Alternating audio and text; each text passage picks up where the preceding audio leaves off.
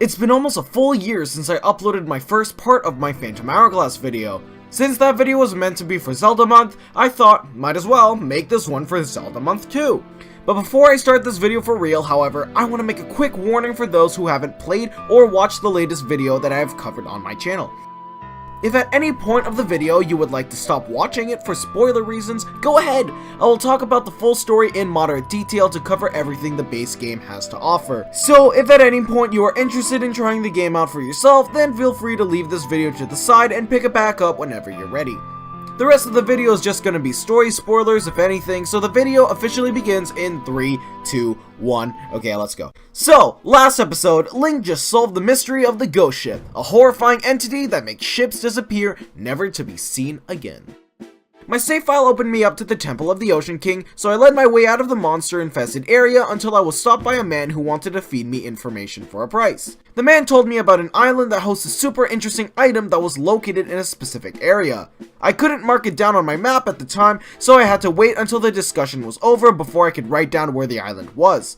Problem is, my memory is about the size of a goldfish, so I forgot where the exact location of the island was, so I just drew a huge circle. Just to be sure. I then set out to sail over to that area and found an uncharted island without a map designed for it at all. I briefly mentioned this in the last episode, but you can draw your own map to guide yourself around the area. Inside, you can meet the Golden Chief Silos, and after you explain your goals to stop Mr. Hentai Monster on your mission to save the world, he offers to give you a Cyclone Slate, a very useful item that once you find one of the 6 golden frogs scattered across the world and shoot them with your cannon, they will put up a sign with a specific symbol that you can note down and use on that slate to return over to that area. Neat! After that, I was told to visit Zaw's, okay, the blacksmith and friend of Old Man Aushus, and asked him about what he could do to help us in our journey. After Ciela asked him a couple rude questions, see, this is why clones are inferior to their original counterparts, Zaw's explains that he can make a phantom sword using 3 pure metals being guarded by 3 ancestral tribes all across the sea. With that being said, Zaw sends us back to the Temple of the Ocean King to get the 3rd sea chart, along with a special symbol that can help us proceed through a different path inside of the temple. I found this really neat. Having 2 different symbols to unlock 2 separate rooms in the game felt genius to me. Anyway, when I tried to make my way back, I noticed Lineback's crazy ex-girlfriend was on the loose once again, and I didn't feel like dealing with her again, so I utilized the Cyclone Slate so I could move to the opposite side of her. And it worked. Just kept on going, minding her own business, and I just made my way back to the Temple of the Ocean King, grabbed the chart, and then I was off to the southeastern part of the sea! Around this portion in the game is where you'll encounter a couple more boat enemies, such as a group of Mexican pirates that'll shoot at you using cannons of their own. To defend yourself, you have to use your own cannon and spam away at the fiends. Our next destination is the Goron Island, but before we can enter the island, another tornado pops out of nowhere, and then our ship engine breaks down, and then there's a huge fish in the sky, and okay! Why is there a fish in the sky when there's a bunch of ocean under us? Defeating this boss and docking onto Goron Island, you set off on your search for the first pure metal. Of course, the Gorons are surprised of your arrival, and not only are they surprised, but skeptical. We Gorons are proud, and we do not play with strangers. Well, too bad, because I'll play with you Gorons whether you like it or not. One area makes you utilize your microphone by attempting to get the attention of a Goron on the other side of the river. But I'm on an emulator, so I have to get their attention another way.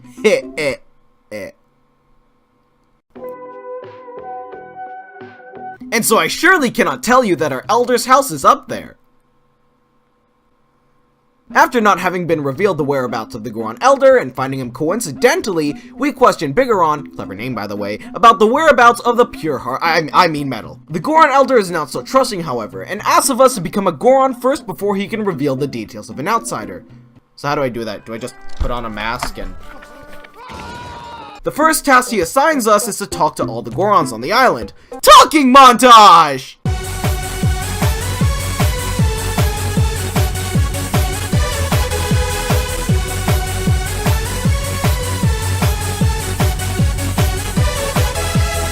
The Elder asks us 6 questions about the island, which are pretty hard, I gotta say.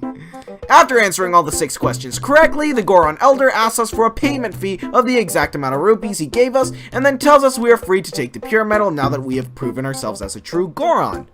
I guess? Bigoron tells us that his son Gongaron is going to guide us to the temple, but Gongaron isn't so keen on accepting a complete stranger into their tribe while challenging us to keep up with him.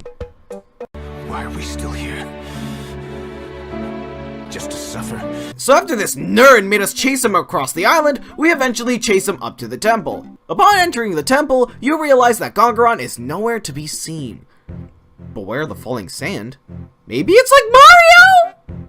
It's not like Mario. This dungeon has a lot of obstacles, like the quicksand I mentioned earlier, some laser monsters, just to name a few. Sometimes you think you found something you can use, but then it turns out it's sentient and alive! Ah! I don't know. Knowing that I have to knock a living creature out only to drag its corpse around is a little unsettling. Honestly, this dungeon has a really nice aesthetic going on with the new doors and all. Even some of the puzzles are really neat, like that one that tells you that there are 2 entrances but only one is visible.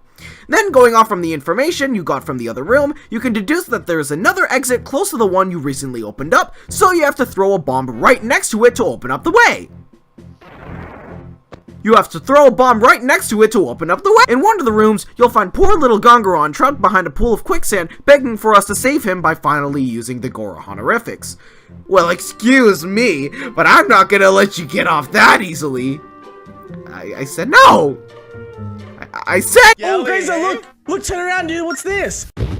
Oh no! It's the Yiga fish from Breath of the Wild? Fending the foul beast off, Ciela explains to Gongaron how we reach a dead end, so he explains how we can swap in between Gongaron and Link throughout the dungeon.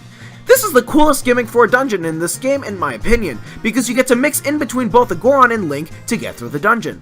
Some of the things Gongaron can do is that he can roll around and destroy rocks with ease. And he also makes funny noises. Once you get through this mini puzzle to let you get used to the new control mechanic, Link obtains the Bomb Chew Bag, a returning item from Ocarina of Time that lets him guide bombs with a path on the map. Once you reach the end of the floor, Gongaron tells you that he found a path you can squeeze through, forcing you to part ways for the time being. Once you get deep enough in the temple, it's boss time! This boss requires you to pay attention to both Gongaron and Link, because one of them requires you to ram them down, and while big ol' Dongo Bong goes down, Link has got a bomb chew into its mouth, while at the same time alternating from character to character to make sure they aren't swarmed by enemies.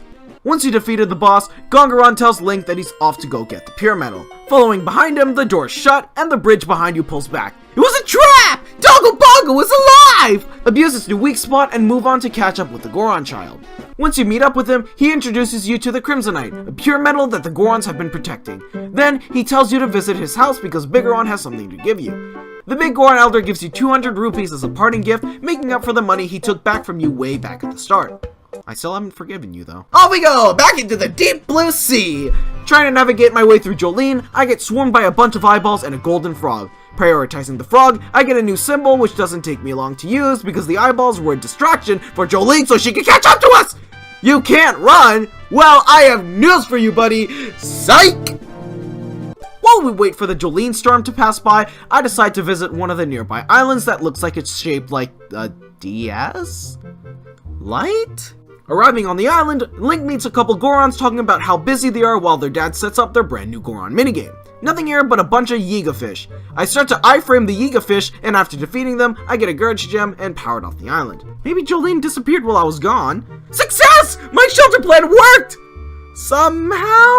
Something tells me Jolene is about as smart as her lover over here. Anyway, we can't dock on the next island because there's so much ice covering the area. Linemate gets an idea that we sail around the island, taking down the ice as we go around it with our cannon while fending off the enemies that come along our way.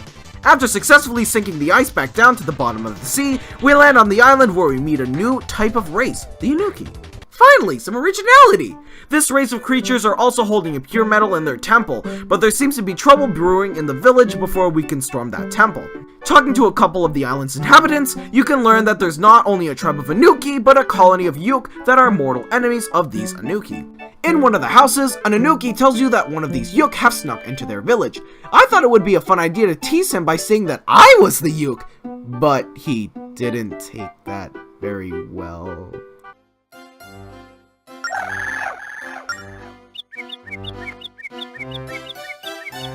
I'm gonna walk away now. A bit more exploring and eventually you'll find the chief's house, who asks you to help them out before he can disclose the information about the pure metal, the Azurine's whereabouts. This portion of the game is like a mystery game. One of the Yuk have taken one of the Anuki and started posing as one, and now you have to figure out which one they are. The only clue you have is that they are liars, so I guess it's time to enter each Anuki estate to figure out which one of them could be the Yuk. Once we exit the chief's house, Ciela tells us that she believes the Anuki chief may not be telling us the whole truth. Completely ignoring this warning, I talk to each Anuki one by one. Funny thing is, 3 of them are out here defending their buddies, while the other 3 are ready to throw anyone under the bus by calling them flat out liars. What a big happy family we got here. After just picking and guessing until I actually got it right, I found the true culprit. Take that, Aru! Your name doesn't make things any less convincing that you're the Yuk in disguise. Whoa, what? Holy what? How do you mistake this for an Anuki? And then he tells you to sit there while he blows at you? Bro, that's gay. After getting kicked out of the house, you go up to the chief, who asks if you want to get revenge on the Yuk, and he tells you to sick those bastards and set them straight. Yeah, that's the spirit! Give me their Discord user too while you're at it. I'll spam them with melee hell memes. Montage, we got a montage. You want a montage? It is a montage. Montage. Hey, it's the Yuk from before! Get him! After brutally destroying every Yuk in my path, I was safe to enter the Temple of Ice. This island's aesthetic is probably my favorite in the entire game. The whole Anuki Yuk squabble, the tile set, the melting ice spikes, and I always was a sucker for those ice levels that looked absolutely stunning. Unfortunately, this dungeon doesn't introduce you to any mind-blowing puzzles like the others, besides some cool boomerang stuff. In this dungeon, however, you obtain the grappling hook. You know those wooden sticks in the ground that you encounter throughout your adventure? That's what they're for! Build ridges, get pulled over to heavy objects, just drag and drop! The grappling hooks also let you take off those pesky forging masks from those bugs and solve those weird baboon-looking puzzles. Entering the boss room leads you to my favorite boss in the game, the Twin Dragons Gleeok. Their gimmick is utilizing the wooden stakes and your grappling hook to remove the masks off of them by reflecting their fireballs, as well as dodging the flurry of ice shards that float towards you. In their second phase, they start to attack you by leaving a bit of their tongue out, so pulling them over into one of the stakes should do the trick. Spam clicking my way to victory, a bridge pops out, and I'm ready to pick up my second pure metal. Exiting the dungeon, you are met with the real Aru, who lets you know he escaped and he is grateful for your heroic deed. What a guy. With nothing else to do on this island, it's finally time to set sail. The only problem here is that I didn't know you could grab the last sea chart if you so wished, so I have to go back to the Temple of the Ocean King, but before that, let me talk about the travelers you can meet throughout your travels. One of them is a sailor who coincidentally wears the same green clothes as you, mistakes you for a fan, and hires you as a hero's apprentice. He will gift you depending on how well you do in his minigame, however you define well. Another is a group of treasure hunters who are willing to buy some of your treasures for some insane prices. If you're ever low on rupees, these dudes are your go-to for some quick cash. There! While I went and explained that, I already got the last sea chart. Woohoo! Traversing through the northeastern part of the sea, you can see 2 big islands surrounded by rocks. One of the entrances is blocked by a tornado, so naturally I went to go see the neighboring island. Arriving on the island, you are met with a cave which holds the journal of an adventurer named McNay, dedicated on getting the Aquanine, the pure metal, for himself, as well as discovering the secrets of the Cobble Kingdom. I have to say, the design they used for this island is really eerie and well done. There's nothing you can really do or explore, so entering the pyramid is all you can do right now. Head up so you can find the fallen corpse of McNay. So much for that whole big talk about the Azurine. Do you still have it by any chance? Searching through the island for a bit more, I found a secret tunnel that leads me to a room of Rupors! You have no idea how bad I am at keeping steady. I ran into the Rupors a lot more than I want to admit. Back at the temple, there's a tablet that tells you that there is a sacred tree that grows under the king's chin with the coordinates west 13 and north 7. Assuming they met the facial figures that appears on the map, Link makes his way over there and realizes that there were stepping stones that would help you to count the tiles necessary to get to the secret entrance. What a neat puzzle. Wow! Look at all those rupees! Another tablet guides you to shoot west at the king's eye, and doing so unlocks this spooky graveyard. Naturally, I suck at shooting, so I had to go point blank range to hit it. But let's forget that ever happened, okay? Each gravestone tells you how to navigate through the temple, and by doing so, you meet one of the 4 fallen knights of the Cobble Kingdom, telling you to go find their king, who is the Aquanine we are looking for. Bunch of neat puzzles for such a small temple, let alone island, I gotta say. Grabbing the regal necklace, which should be just enough to calm the storm that resides on the neighboring island, it was finally time to head out to grab the pure metal. outsmarting Jolene once again and making it safely onto the island. Holy crap, what kind of island is this? After making your way through some neat obstacles, Link finds the third fallen knight Bramir, who tells you that a monster has awoken King Muto from his slumber and he is very angry. He asks of us to help calm him down by slaying the monster and tells us to find the second knight. More roaming around later, you find the knight's temple only for you to learn it's stocked with booby traps. No worries, I'm a pro speedrunner! Look at me go! Doylin gives us the king's key and makes us backtrack all the way to Bramir, stick the key in the golden obelisk, and cause an earthquake, draining the water inside the temple and around the entire island. The knight tells you that the land is now freed and tells you to find the first fallen knight. Make your way over to his temple and he will test you with a trial. Complete the trial and the way to Muto's temple will open up. While the puzzles here aren't too special, there are some pretty fun ones, such as going through 2 different sides of the dungeon to activate 2 separate switches, opening up the way to progress further. Go up a couple floors and Link can obtain the final tool in the game, the hammer. The hammer lets you hit rusted up pressure plates, send you flying, and flip over certain enemies. Some puzzles even require the hammer to flip over tiles. What a fun tool! Get over to the room because it's boss time! This one's a pretty neat boss that utilizes both screens for a huge showdown. On Eox's first phase, you have to utilize the seesaws to go airborne and aim for the buttons on its body to destroy its stone shell to reveal its pressure points. Once all of them are revealed, spam click hammer and the second phase will begin. Once you destroy the wooden body, Eox will attack you with what's left of its head. Lure him over to the seesaw and jump on him, attack the jewel on its head and secure victory. When you do, some witness stand from Phoenix Wright shows up. Objection! Meet up with King Muto and he thanks you for restoring peace to the temple. Now Link can head back to Linebeck and lead the way back to Zaz's island. Link hands over all the medals to Zaz and he tells us to stay patient. Okay.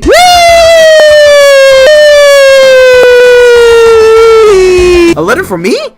It's from Linebeck's ex-girlfriend? So, Jolene challenges Link to a duel, saying she's stronger than before. I guess she's upset that I duped her throughout the entire game, which is fair enough. Kinda weird that I actually have to face her now. It's time to challenge Jolene! With all the power I have in my arsenal, nothing can stop me! So, how does it feel being stoned? I told you, just because the marijuana is legal in Canada now, doesn't mean you can go smoking it. After you rub Jolene off, she announces that she isn't done yet, and pulls out her second phase. After one simple choke, Link disarms Jolene and the match is finally over.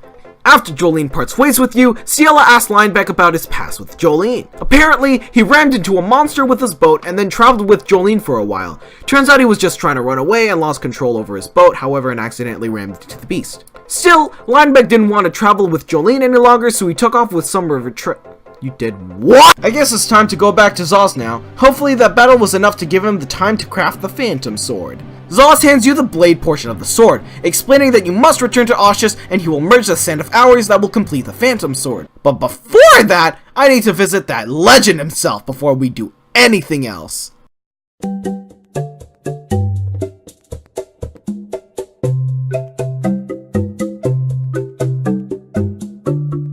I haven't talked about any game mechanics for a while, so while we make our way back to Mersey, let me tell you about ship customization. Occasionally, you'll find ship parts throughout your journey, and those parts can be useful in your journey to save the world. Some parts will look fancy, and some parts will boost stats of your boat, such as its health. Just make your way to the shipyard where you can fix up the ship for you, as well as fix up your salvage arm if it's busted up. So we're here, and Oshus is already trying to kill us! He's Bellum! Sick him! Oshus asks Link for the Phantom Hourglass and even cockblocks him while we do our epic gamer moment. Damn you, old man Oshus! Oshus then uses the Sand of Hours to finish up the Phantom Sword, the only weapon that can defeat Bellum and save the day.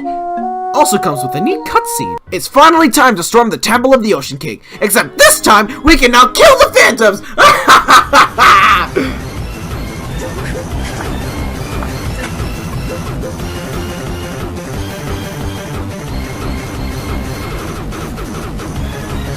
No! Wait! But suddenly, you notice Linebeck on your way to the temple. The way he spoke towards Link and Ciela changed drastically, showing how this adventure has changed him for the better. Now then, Link makes his way back to that empty room, but now phantoms roam the floor. Defeat all 3 variants and carry on through the door. Crossing the bridge causes an earthquake and then the bridge collapses. The fairies come out to console Link, letting him know that they're right by his side. Alright, it's time to end hentai once and for all! Bellum has a lot of different phases. One of them requires the grappling hook to take out all the icky goop covering Bellum's eye, mouth, thingy. Another requires your bow and arrow to aim and shoot directly into Bellum's tentacle eyes. Then he'll occasionally mix it up a bit by closing his eyes to cover his weakness, and then attack you simultaneously as you're aiming. After enough hits, Bellum spits out a hairball, which intrigues Ciela into touching it. The hairball turns out to be Ciela's memories, suddenly all flowing back. She remembers that, and she's a spirit of courage and time? What? Now the second phase consists of Link attempting to predict Bellum's movements, just enough so that Ciela can stop time, giving you the opening Link needs to strike back. After a couple of those hits, Bellum is finally down for the count, but the tower's collapsing! What are we gonna do?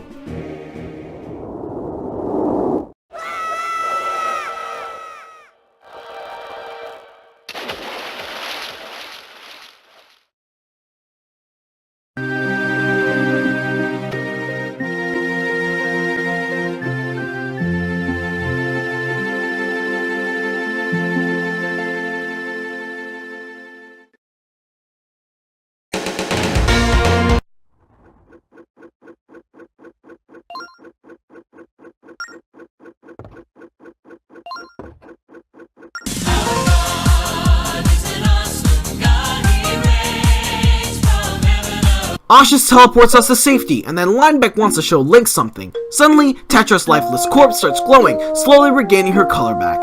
Ashes reassures us that Tetra has been saved, and a fun, happy reunion occurs under Linebeck's ship. That is, until the hentai monster returns and gives Tetra the good old suck right into his portal. Huh, okay. Maybe I shouldn't write my own scripts anymore. Turns out Bellum is alive and is heading right inside the ghost ship. Ew. Once again, Linebeck takes the helm while you shoot down the ghost ship. This boss fight is a little tedious, aiming for the eyes as well as trying not to time your cannon shots poorly where you're vulnerable to Bellum's attacks. Now it's time to board the ghost ship. Tetra has passed out on the floor, yet Bellum is not done with her yet. But suddenly, Bellum knocks over the sail of the ghost ship, ramming right into Ashes and Linebeck's ship! No turning back now, I guess. Bellum quickly seizes the moment to disarm Link, but Linebeck jumps into action, trembling as he attacks Bellum right into his tentacle. Unfortunately, this doesn't fare well for Linebeck, where Bellum latches on tightly onto him, slowly taking him over and using him as a vessel. Stopping time and hitting him from the back won't work though, because his eye is closed shut. However, Ciela decides to go around and see if she can scout for Link and tells him when his eye is open, but Bellum grabs Ciela tight, making her unable to do anything. Now it's up to you to slash Bellum off balance so Ciela can send you her Phantom Sphere, and with a bit of patience to strike at the right moment, Bellum has finally been defeated. A bunch of shenanigans happen shortly after, including the Ocean King revealing himself as a what? Including the Ocean King revealing himself as a whale. He remembers the promise he made Linebeck and asks him for his wish, but Linebeck doesn't ask for treasure, but just to be reunited with his ship. Then, it was time to go. Ciela and Link depart because it is time to return to their world. The fairies must serve the Ocean King in their world, while Link and Tetra return back to Hyrule.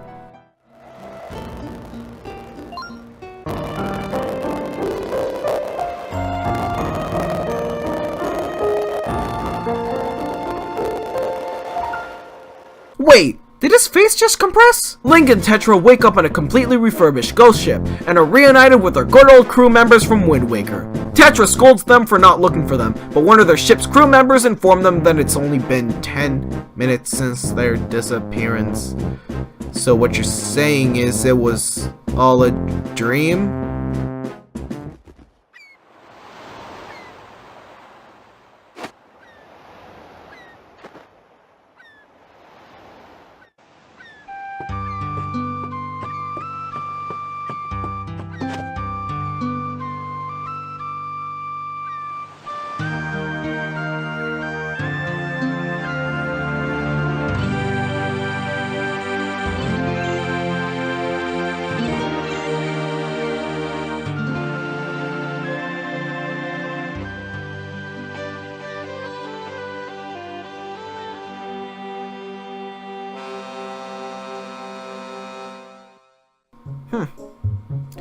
Maybe it wasn't a dream after all.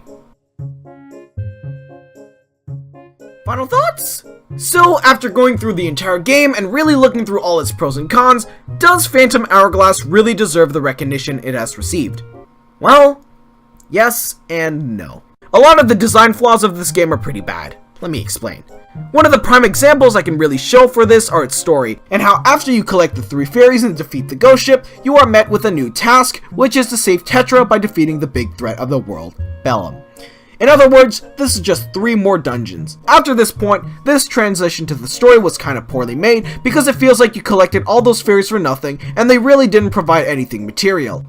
And I feel as it's because despite how much I love the medal quests, the poor pacing and failure to gather player interest to keep going kinda really killed any chances for a couple people to keep going. Another example of this game's design flaws is its dungeon design. Having the entire map in full detail can ruin the experience of getting to explore the dungeon, because while there are a lot of pretty snazzy puzzles, the game provides these solutions when they didn't really need to. And in the end, just making the dungeons easy to get through and complete. One of the common examples I see pop up the most is the invisible floor puzzle, where there's an entire guide that you can write on your map, when you could have just solved it yourself using the beetle provided on that floor. Sure, it could have been tedious, but I do see their point now in how Phantom Hourglass handled their dungeons. There were a lot of things that can overall ruin its experience, such as the slow overworld traveling, the bland map design, the Temple of the Ocean King, and some of its soundtrack kinda sucks. And when I heard the example someone gave when I heard this point, I laughed so hard, because it's so true.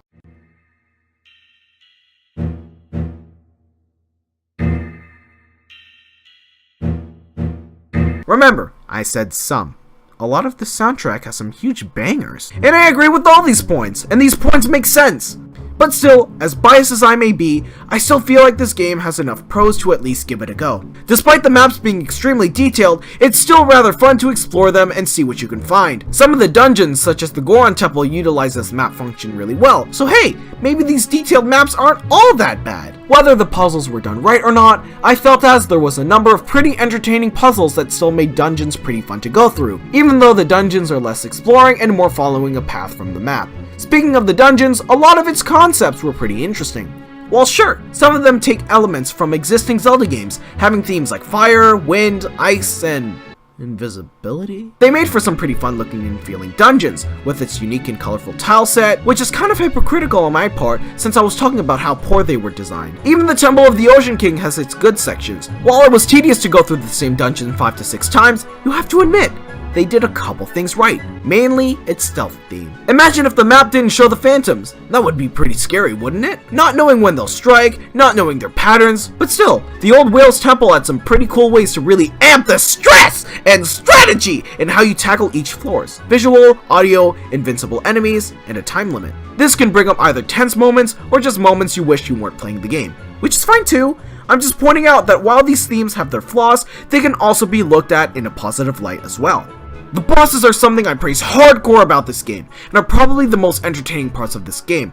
Every boss is unique, creative, and utilizes specific tools that you would find throughout the dungeon. Not only that, they utilize both DS screens in very fun ways to give all these perspectives on the boss fight, whether it be a map to detail stuff like where the Goron and Link are, and then there's stuff like Craig's fight where he's invisible and the top screen is their point of view, so you have to take advantage of it to defeat it. And while the story progression was a little bad, if you get by that, which isn't too hard at all since the story isn't all that bad, all you're left with is a pretty decent game.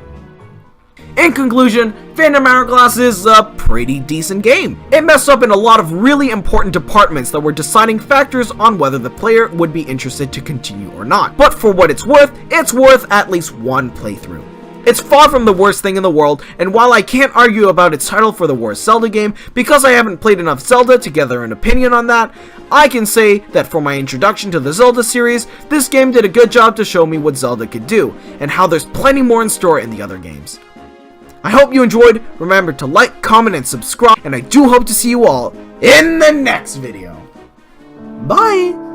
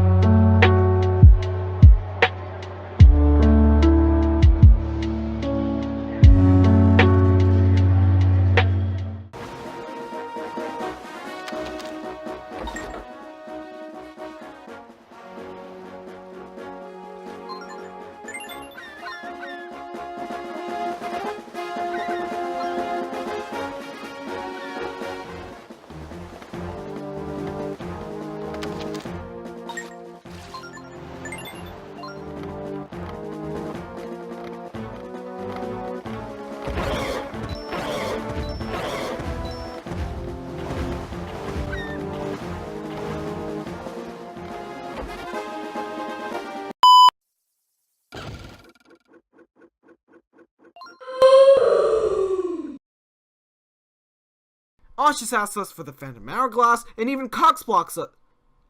Aushus asks, oh, please don't make me repeat that line. Aushus asks us for the Phantom. Aushus will ask us for the Phantom.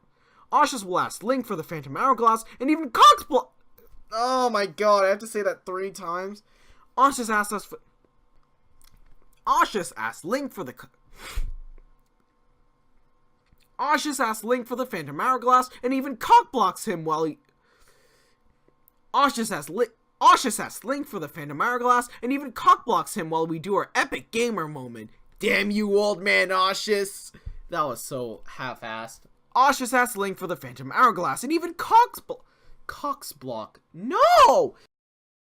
After Jolene parts ways with you, Ciela asks Linebeck about his past with. I wrote, after Jolene parts ways with you, Ciela asks Linebeck about his past with Linebeck. I wonder what your past with Linebeck was. Man, it all started when I started. Okay.